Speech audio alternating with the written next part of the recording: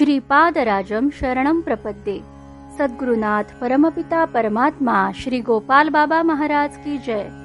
श्रीपाद श्रीवल्लभ स्वामी लेखमाला लेखक क्रमांक 79। प्रत्येक अवतारात शंकर भट्ट असतोच। मी मनातल्या मनात श्रीपाद श्रीवल्लभांना शरण गेलो।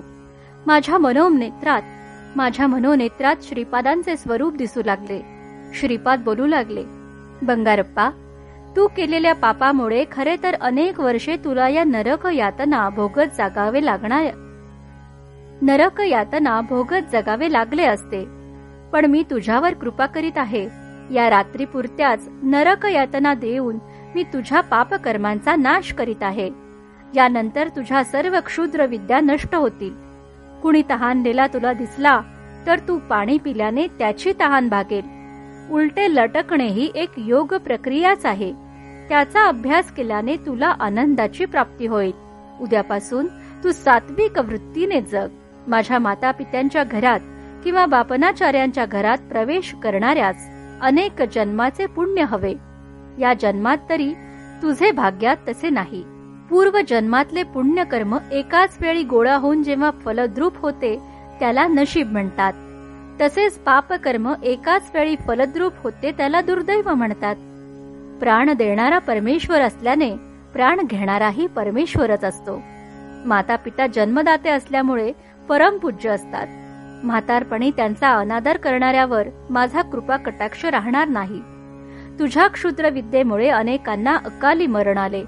त्याचे पाप फळ शंकर भट्ट नावाचा कन्नड ब्राह्मण दिसेपर्यंत राहणार। तो तहानला असताना तुझ्या विद्येने त्याची तहान भागव, तेव्हा तुझे पाप समूळ नष्ट होईल। शंकर भट्ट माझे चरित्र लिहिणार आहे। या घटनेपर्यंत श्रीपादांचे वय 8 वर्षे होते।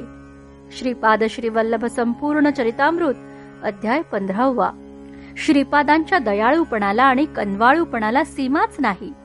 आजोबा पापणाऱ्यांना आणि साक्षात श्रीपादांना मारणाऱ्या बंगारप्पाला त्यांनीच तारला। बंगारप्पा सोनार कुटुंबातला तरीही बंगार गोष्टीत अडकलेला शूद्र विद्येचा उपासक, जारण मारण मंत्रातंत्रात प्रवीण होता। भूतपिशाच्यांशी संगत साधत असल्यामुळे लोक अक्षरशः घाबरत होते। कुठल्याही गावात गेला तरी त्याची दहशत असे।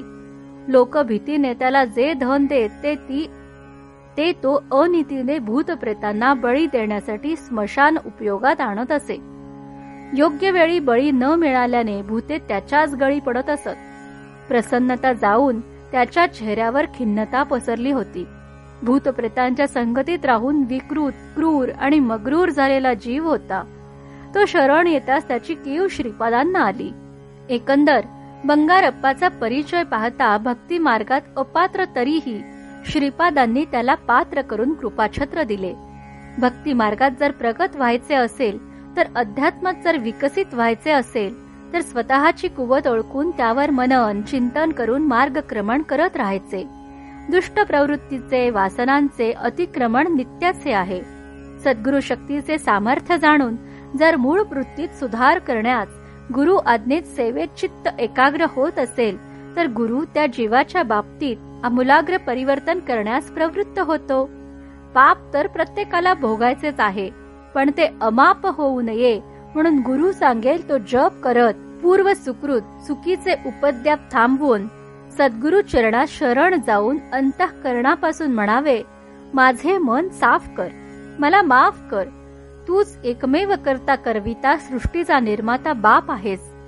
श्रीपादांना बाप समजून बंगारप्पास त्याच्या कुकर्माचा पश्चाताप झाला। तेव्हाच श्रीपादांनी त्याला माफ केले होतं। बंगारप्पाचे निमित्त साधून प्रभूंनी दुष्ट अपप्रवृत्तीच्या लोकांचे लक्ष वेधून घेतले आहे। बंगारप्पास कठोर शासन न करता त्याचा घोर चुकविला।